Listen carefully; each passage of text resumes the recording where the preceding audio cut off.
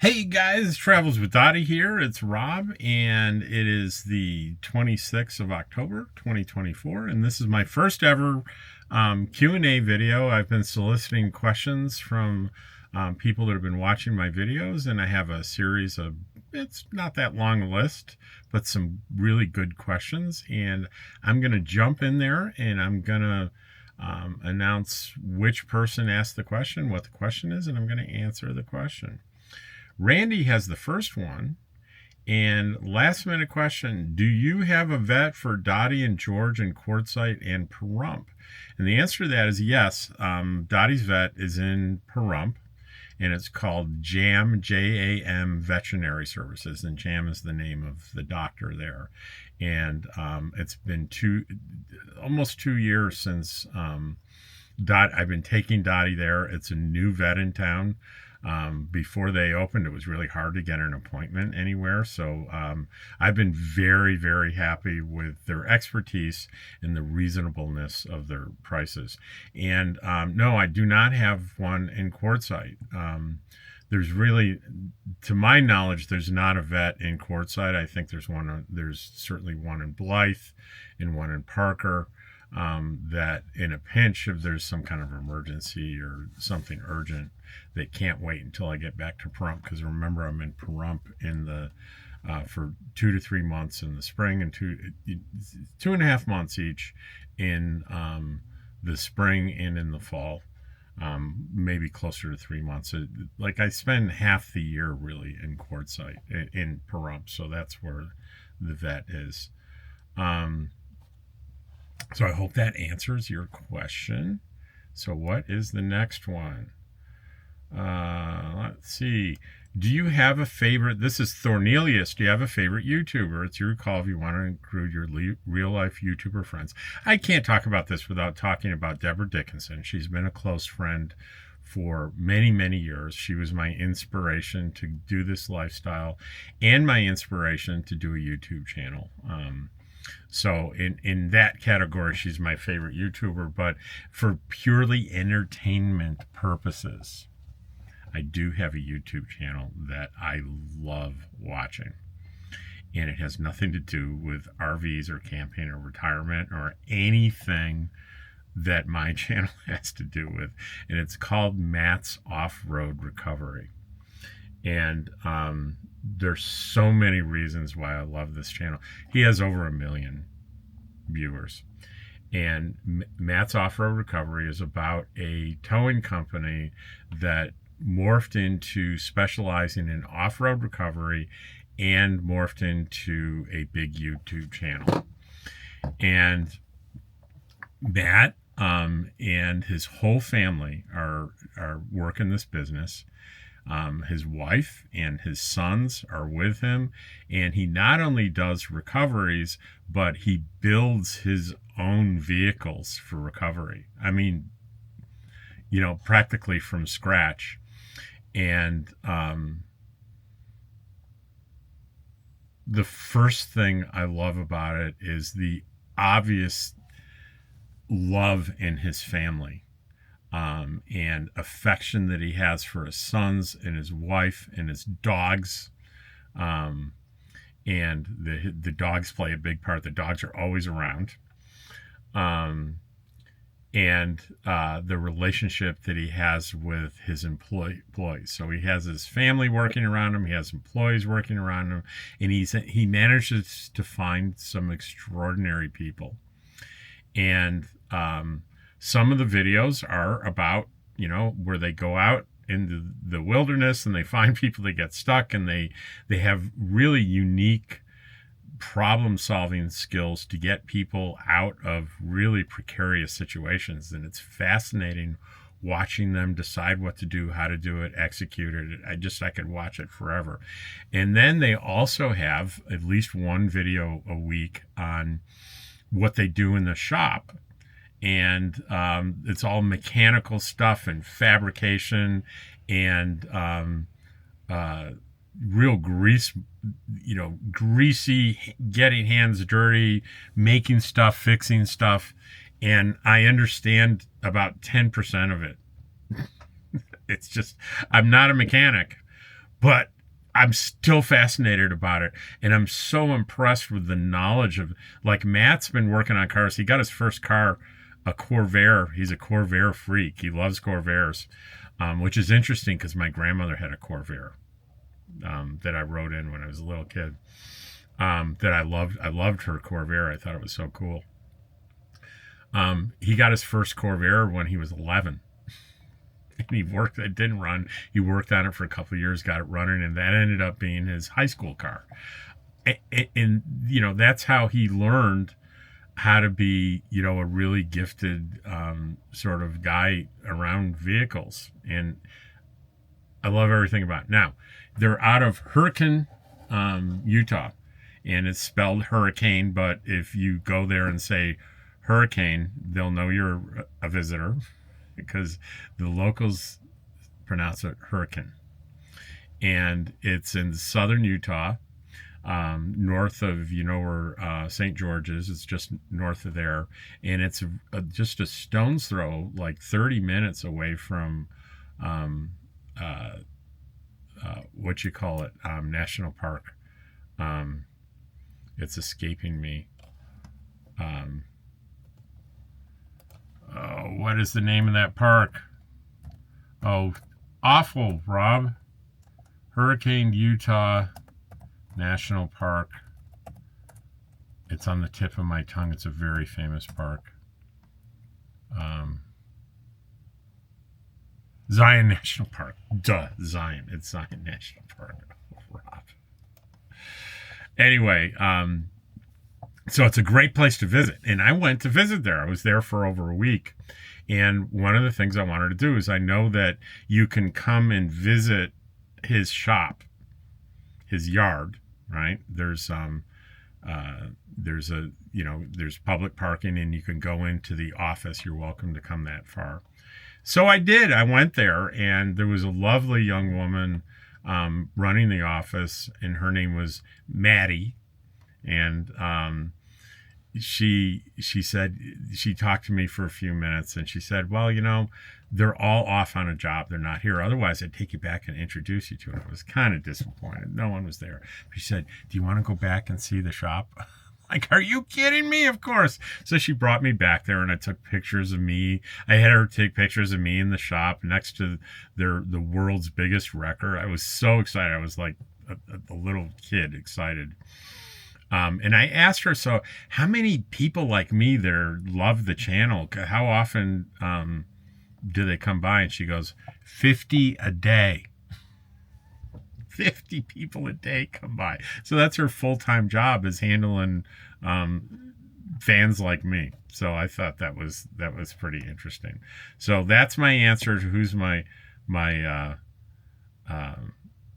and oh, you know, I mentioned Deborah Dickinson, and let's not forget her partner in crime, Frugal RV Gal.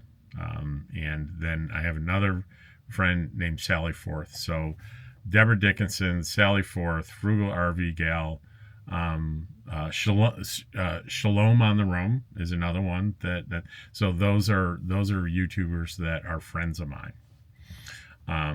Other notable ones that I enjoy quite a bit is Wonder Hussy. If you don't know who Wonder Hussy is, don't be fooled by the name. It's as you get to know her and her backstory, the name's ironic and interesting and funny, and it makes sense.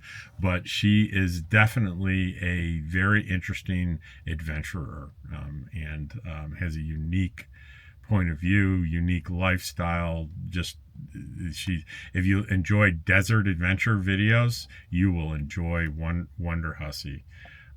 Really, really great. So I feel like I'm leaving people off. I probably am. But what can I say? I can't be sitting spouting YouTube. Those are the ones that come to mind. Martin B. Question: can you give a little bit more personal background, life story about yourself? You are what you are today based on your past life experiences. What are your past life experiences? Example, why do you want to keep your channel positive? Is this based on things that happened in the past, etc.? This may take a minute. My life story. Well, my life story started in 1960, where I was born in Rochester, New York. My father um, uh, worked for Eastman Kodak, and that was headquartered in Rochester, and our whole family was there in a little town, a suburb called Pittsford, New York. So I grew up in the 1960s and 1970s in Pittsford, New York. Um, we lost our mother very young. I don't have no memory of my mother, so my father was basically a single parent for most of the time. He did get remarried when I was about 11 years old, and stayed married to that woman, my stepmother, for over 30 years after that, until he passed away. My career goal at the time when I went away to college, I actually, for high school, I ended up going away to boarding school in northern New Hampshire. So I went away to school when I was like 15, and it was a boarding school, northern New Hampshire. Then I went to college at Northeastern University in Boston for a degree in criminal justice, because guess what I wanted to be? I wanted to be a cop. And I actually was a police officer in a couple of places while I was in the College of Criminal Justice. And very soon after starting to take courses and having a little real life experience, I decided to change majors to business, realizing that if I really want to be a cop, it doesn't really matter whether I have a business degree or a criminal justice degree, because very few police jobs even required. I think at the time, the only big department that required a college degree, and that was brief, was LA. But they didn't care what the degree was in, just a bachelor's degree. So I decided it was a smart thing for me to do. I said it opens up my options later in life. So I got a degree in accounting from Northeastern University. And I decided on a business career by the time I left there. And I worked all over the country. And I worked for a consulting firm in Boston for a while. I worked for a huge chain of department stores in Los Angeles. I worked for the K Jewelers in the headquarters in Northern Virginia. By this time, my specialization was consumer credit.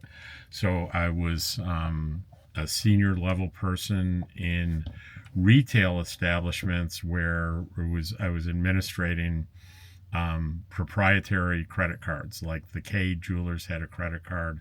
I went from there. I worked for Neiman Marcus for about 7 or 8 years, and was the director of credit. We had the Neiman Marcus credit card. And then from there, I did a lot of freelance stuff where I was literally traveled all over the world doing consulting for banks on installing credit card processing software. So I spent a year living in Puerto Rico. I was in Sao Paulo, Brazil. And I was all really in many places throughout the country for a few years. And in that experience, a client was Dell Computer. And I ended up leaving and working for them and getting a job as the senior director. That was an important distinction, being a senior director at Dell. Senior director of risk management for Dell Financial Services. And I did that for about 3 years. I did that to about 2003. And something pretty unique happened to me in 2003. I was about 43 years old. And I had a very substantial epiphany about my life. And that was that I was very successful in my career. I was working for Dell. I worked around wonderful people. They treated me very well. The work wasn't, you would imagine, oh, you work for Dell, so did you work 70 hours a week? No. I barely worked 40. People did not work at night and on weekends at Dell. If I would go into the big office on a weekend to get something, and it was like you could hear a pin drop. There was nobody working. It just wasn't like that at Dell. So I had nothing to complain about, and I made a lot of money. And I had a 5-bedroom house on a half an acre on the golf course in Round Rock, Texas. I lived alone. 5 bedrooms. And I had them filled with furniture. I bought furniture. I filled the whole house with furniture. And I had there was a pool. It was just, I lived in luxury. And I was not happy. I was not happy. I was really bored at work. My heart wasn't in it. And I had a classic midlife crisis.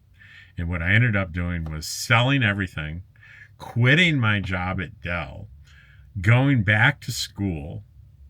I did a bunch of things simultaneously.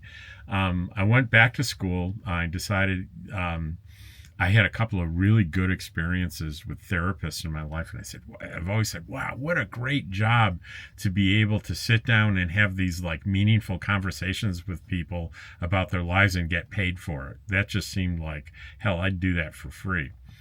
So I found out what it took to become a licensed therapist and be able to get paid to do that. It was a little more than I thought. It was going full time. It was going to be 2 years to get a master's degree.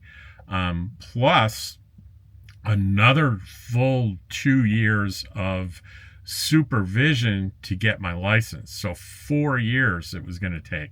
But I said, I'm going to do it. So so why did I quit my job at Dell? Because I decided I want to get started right away. So I got a job working for a nonprofit. I didn't need a license to do this. I was worked for a nonprofit that dealt with foster care kids and homeless kids, and they wanted someone to help kids get skills to get a job. And so that was perfect for me. I could do kind of career counseling, work with kids, hone my skills, go to school at the same time. And that seemed ideal.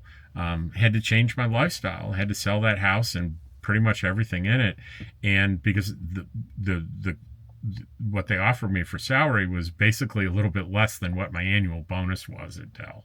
That's how big a difference it was. So I found a very inexpensive place to rent. Like a guy had a little tiny guest house in his backyard, and I rented that in down near downtown Austin.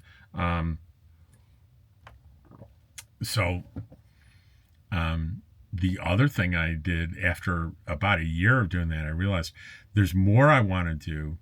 I was a volunteer firefighter when I was in that boarding school. I was a junior member at 15, and I just loved that, and I always wanted to do it again. But if you want to be a volunteer firefighter, you need to live in a small community that has a volunteer service, which I never really did. I always lived in big cities. So I moved out of that little guest house and moved to a community on the outskirts of Austin called Manchaca. It's spelled Manchaca, but you call it Manchaca. Manchaca. You call it Manchaca, but it looks like it's Manchaca. And they had a volunteer fire department, and I moved down there and volunteered with the fire department, got trained by them. And they trained me to be an EMT, which I didn't know I loved medicine, but I did.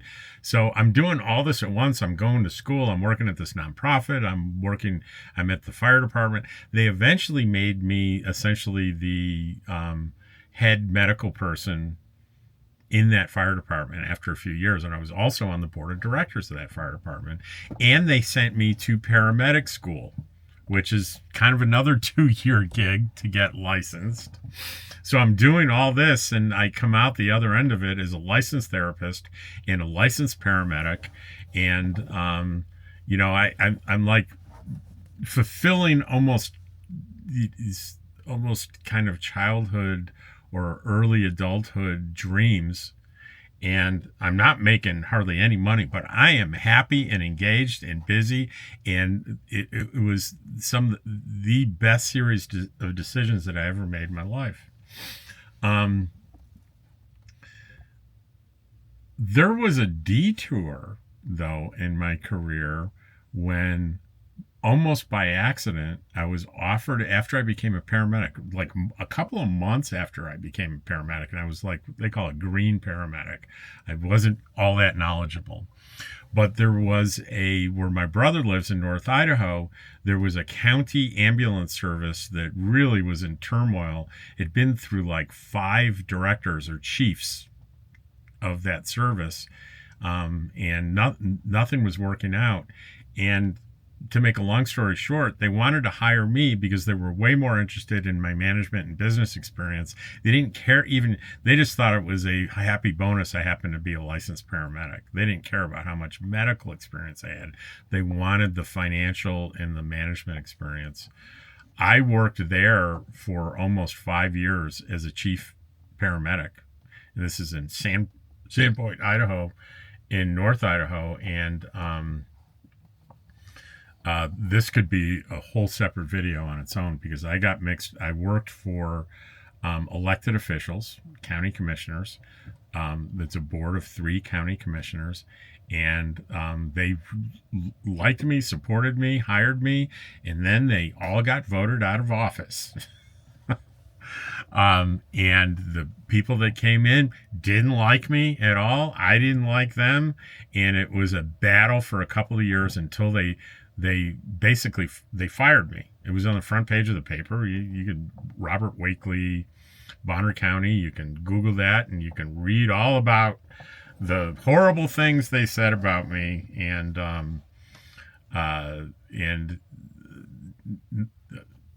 you could choose to believe me or not. None of it was true. It took them a long time, but they did fire me, and I hired a lawyer and I sued them. And we had a settlement for an undisclosed amount. I signed a thing that said I'm not going to reveal to anyone how much money I was paid. So I never have, and I never will. But I can say this: I was very happy with the settlement. But I would have been happier to stay in that job because I really loved that job. But staying in that job wasn't going to be an option. So I ended up going from there to Northern Virginia, and that's where I went to work for the Fairfax County, Virginia, in Northern Virginia, in doing emergency mental health work, which I loved almost as much as being a paramedic, in some cases not more. And I worked there for 5 years, which this whole story financially means 2 things for me, because I was at Neiman Marcus for 7 years. I vested in their pension back in the 90s. Then I worked for the county for 5 years. I vested in their pension. So both of which are payable to me starting monthly when I turn 65 for the rest of my life. And that the rest of my life starts in March of this year. I'll start getting payments from both those reasonably, small but not insignificant pensions. So that's a big plus.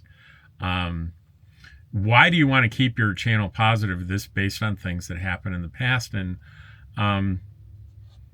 I would say yes. I would say that is largely formed by my experience.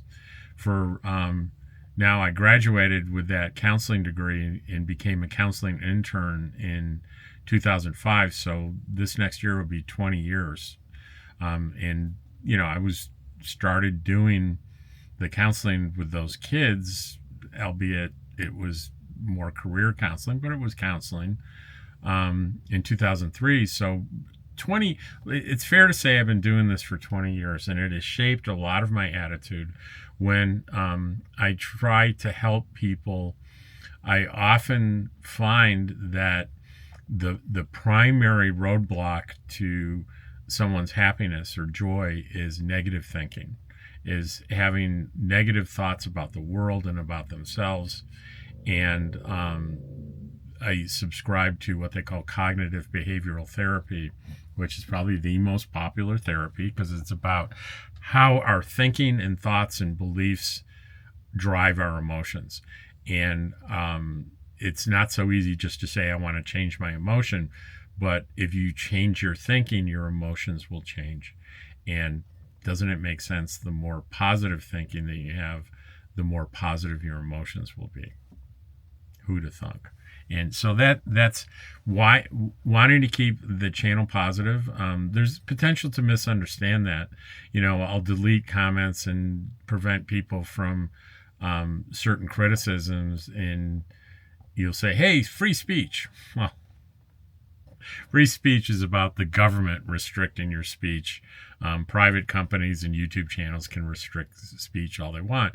And the only reason I restrict speech, and the speech is comments, right? That's speech on YouTube, is I want my channel to be a place people can go to hear stuff that's genuine and real and positive.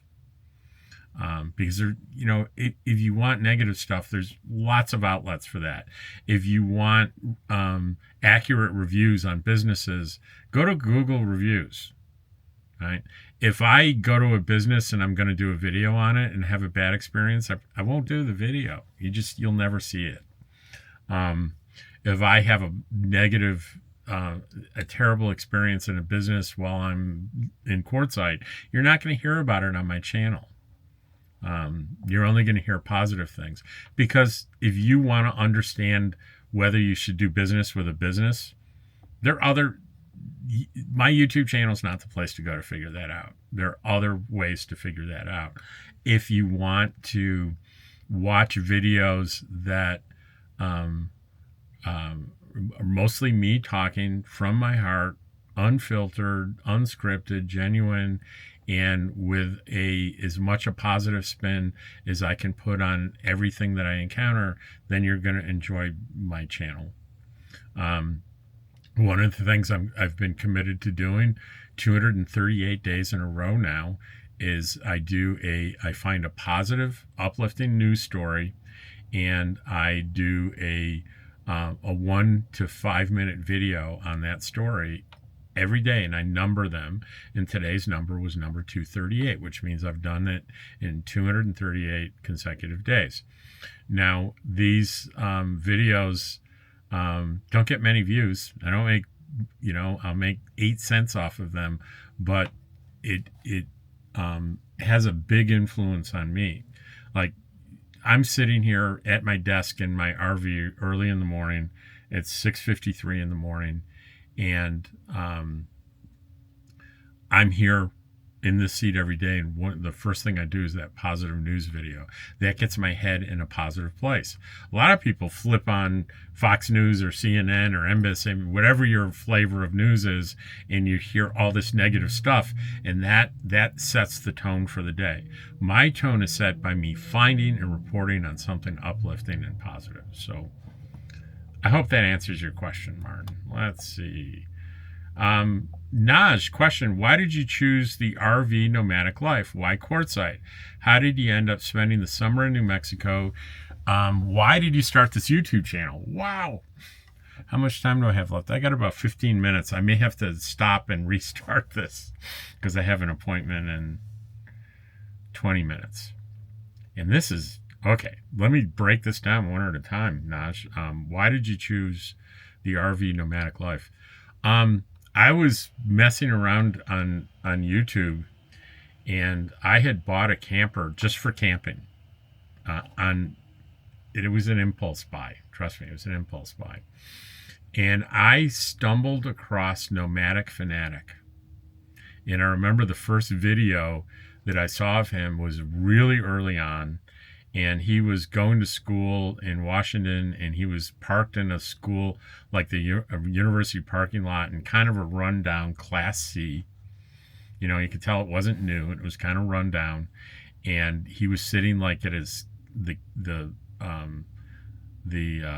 dinette inside, talking to the camera.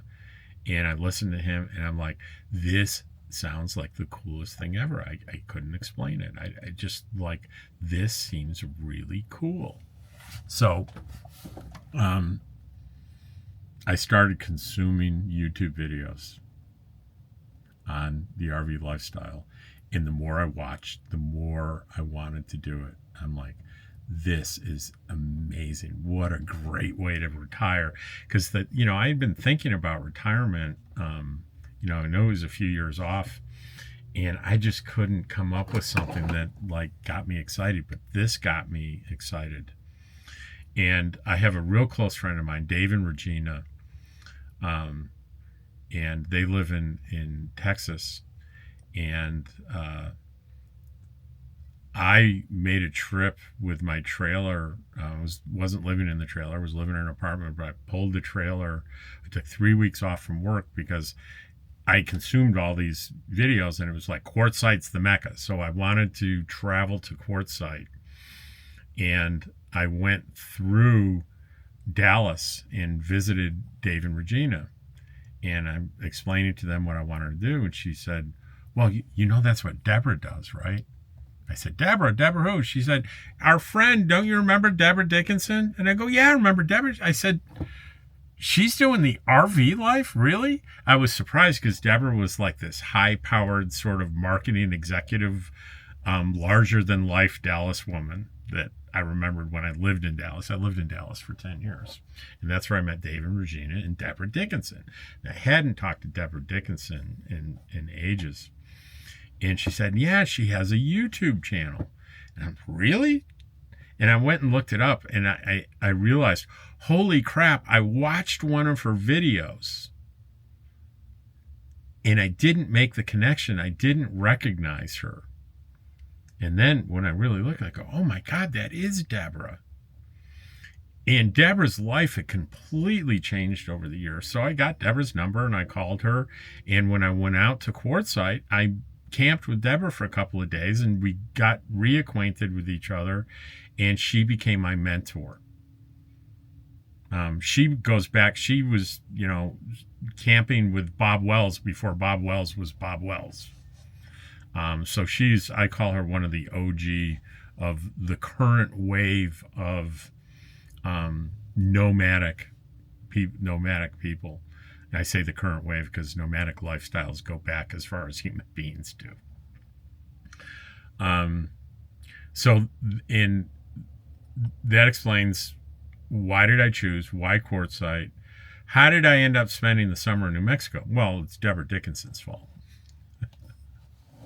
So Deborah, this is the last year she's doing it, but every year she would have a meetup in New Mexico, City of Rocks State Park in New Mexico. And I won a few. I didn't go this year because I was stuck in Pahrump with my chiropractor. So it's going on right now in City of Rocks, the last one in City of Rocks. I guess she'll probably move it somewhere else in the future.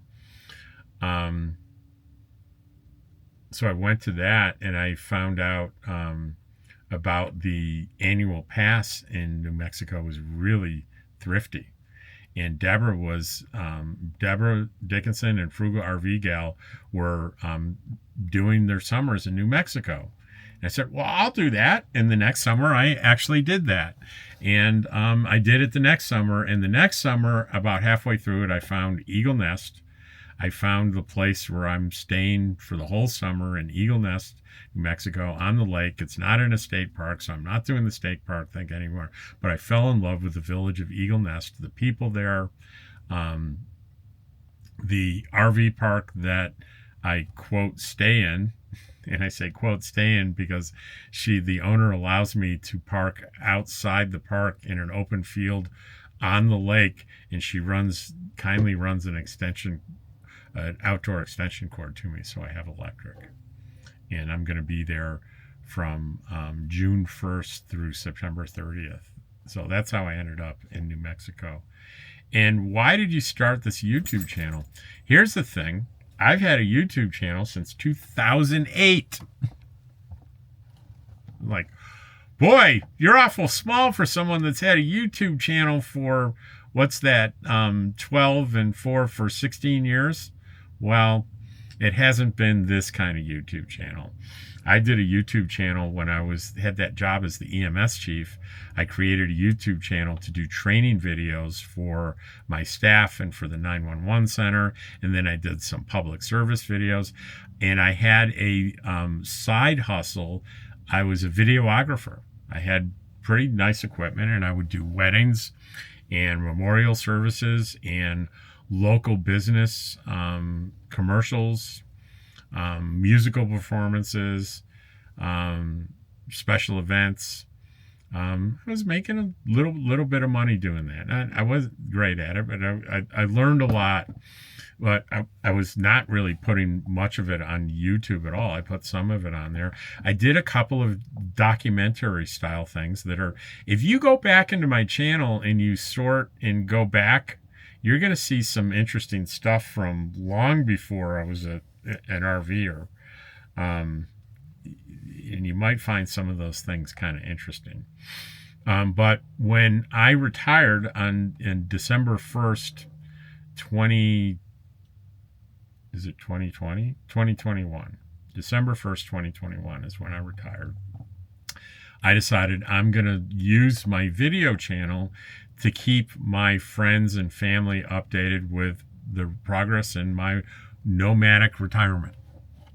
So I did my first video the night before I left. This is my first video. I got home. I was officially retired, turned in my ID and everything, and I did my first video. And I enjoyed it. I enjoyed doing the video, and I did more and more videos. Then I found out, hey, you can make money on YouTube. How do I do that? Oh, I need 1,000 subscribers. I had like 50 subscribers, and there's friends and family and stuff. And 50 subscribers from 2008 to 2021. 50.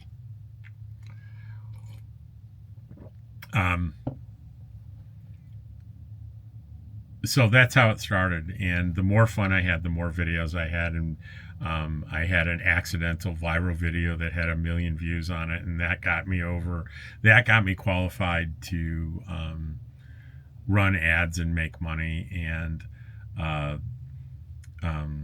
my subscribers just grew. You know, I had this philosophy of don't do scripts, don't plan out your videos, just be real and talk to people about your life and your lifestyle, and try to stick mostly, so you're not all over the place, to RV life, nomadic life, and retirement. And I tried doing a bunch of stuff on mental health, but it didn't really take. There's a whole playlist on mental health tips.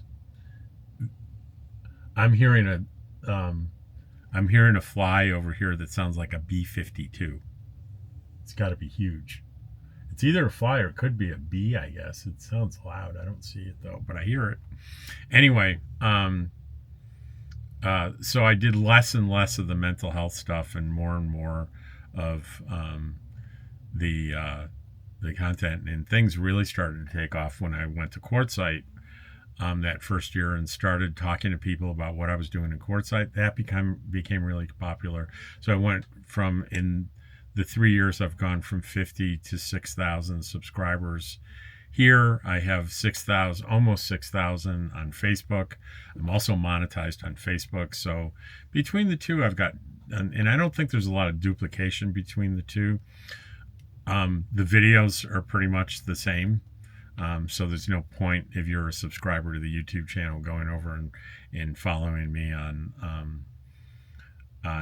Facebook.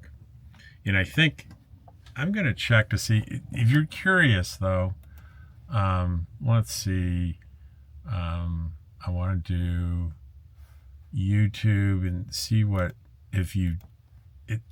my sub name is Travels with Dottie, but I'm not sure you can get there. I'm going to see, I'll go into Facebook here and see what happens if I type in search Travels with Dottie,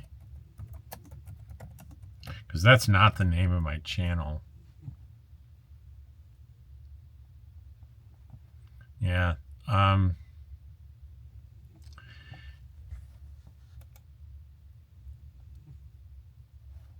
Travels with Dottie. Let's do Travels with Dottie Robert. Yeah, if you do Travels with Dottie Robert, at least for me, my channel pops up. It's Robert Gebhard Wakely is the name of my channel. Gebhard is spelled Gebhard. I'm using my middle name to honor my mother. That was her maiden name. So I added the middle name. It was a family reunion you went to, and I felt, no, I should do that. It feels right. So it's Robert Gebhard Wakely, and Wakely is Wakeley. If you're interested in, you can go there and you can follow me. There's it's a professional, what they call a professional page. So you don't send me a friend request. You click on follow and you'll see all my videos on there as well. So I think that answers that question. What do we have here? Question. Would you please explain what Escapees is? Can we find campgrounds all over the USA? How does someone get started as a member? Well, Escapees is an organization that's out of, I think it's Livingston, Texas. And they're an organization of RVers, really. And I think it's less than $100 annual membership fee. And no, they don't, their main thing is not campgrounds all over the country. That's not true at all. They have in the Southwest, they have a few what they call cooperative campgrounds that you can buy into, like the one I'm buying into here in Pahrump. And they're also accessible at times by members at reduced rates, so you can stay at these campsites provided there's a space available at a reduced rate. But mostly what you get is like social activities amongst members. They have meetups and stuff all over the country year round that you can participate in. There's a mail service out of Texas that you can participate in with them. But I would suggest you go Escapees RV Club, Google that, you go to their website, and all the detailed questions will be answered. You get started as a member by going to that website, signing up, paying the $59 or whatever it is, and you become a member. So, and that was Nana Chris Casita asked that question. Lisa R says, I just realized I didn't ask a personal question before. So question, who is your chiropractor, and do they offer massage therapy with medical massage? No, they don't. What they do offer is you meet with a nurse practitioner, you get your adjustment, and you do exercises with 2 physical therapists. So there is kind of a therapeutic medical massage available in Pahrump. I can't remember the name that I used. They're on Calvada Street. It really doesn't do me much good, so I don't do it anymore, but it's available in Pahrump, just not with this chiropractor. Let's see, are there any more questions? What kind of jobs are available for a 61-year-old female around Arizona quartzsite? That's Lisa R. Well, Lisa, give you an idea that this little town of Quartzsite has a population of 2,400 people, and they get over 1 million visitors over the winter. You can imagine that virtually every business that caters to those 1 million people hire people for the season. So your imagination is almost your limit. They're constantly hiring through the season. The best thing that you can do would be to go out there, find a place to camp early in the season, and go around to businesses, and you'd find a job in a day easily. And that was Lisa, right? And the next one is from Nana. Another one from Nana Chris Casita. How do you take care of your blood sugars when in quartzsite? Are you type 1 or type 2? I'm type 2 diabetes. And I've tried to control it with, there's a drug called metformin. I had that for losing weight, diet, and exercise. But these new GLP-1 medications that you hear about do 3 amazing things. They suppress your appetite. So I've lost a lot of weight. I've lost 50 pounds and I feel great. And my A1C is just a hair over 6. Normal is like 5.7, so it's controlling my A1C pretty darn well. It's got my weight down, and it turns out there are cardiovascular benefits to these medications. Now, because I have what they call catastrophic insurance, it's health insurance from the marketplace, from the Affordable Care Act. My deductible is like $8,000, and they don't pay for this medication. They wouldn't pay for it until I met that deductible. So the medication brand name is $1,000 to $1,200 a month if you pay out of pocket. I can't afford that. But there are compounding pharmacies that make the same medication kind of generically, and that costs me about $325 a month, and that's what I've been paying for that medication, and that has controlled my weight and my diabetes. So I hope that answers your question. And it's the generic version of Monjaro is what I'm taking. Question, Thornelius, did you get a complaint about using your drone in the park? No, I did not. I think that was that. If you are familiar with kind of the rant I was on about, I had my drone out too late during the day and people were angry at me and they're going to send out an email and say there's no drones allowed. And I sort of made up this stuff in my head, and it didn't happen like that. And those people probably they were probably curious, not upset with me. Yeah, I'm a therapist and I am capable of irrational thinking and overreacting. I'm a member of the human race. So no, I didn't get a complaint. Everything's cool with that. It was my imagination. Let's see. Question, if money is not an issue, what's your perfect RV home now that you're more aware of your needs? I'm currently looking for the perfect idea. And I think I've answered this question before. It's what I have now is perfect for me now. This little 21-foot trailer with my Ford F-150 I don't want anything different. If I had a bunch of money sitting in the bank ready to buy a new RV, I would not buy a new RV now. It's not finding the perfect RV, it's finding the perfect RV for you. And I stole that from Robin Williams in Good Will Hunting. Yes, I did. I stole it shamelessly. And I think that is all the questions. And if I missed a question from you because the search didn't work, I apologize, but I, to the best of my knowledge, I got all the questions. It's almost a 50-minute video, so I'm going to end it right here, and I will see you on the next video. Hope you enjoyed it, and I'm grateful for your questions, and I'm grateful for you watching the video. Take care.